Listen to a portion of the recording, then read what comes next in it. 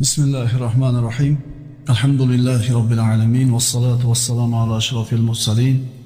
Ve ala alihi ve ashabihi ecma'in. Amma ba'd. Esselamu aleyküm ve rahmetullahi teala ve berekatuhu. Bismillahirrahmanirrahim. Kishini axloqi oliy bo'lishi mumkin.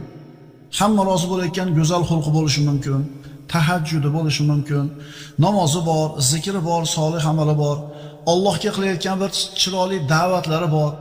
Agar mana shu fazilatlarni barchasini inson Allohning fazli demasdan, bu o'zimni qilgan mehnatimning samarasi deydigan bo'lsa, bu odamda ixlosni zaif ekanligi ko'rinadi.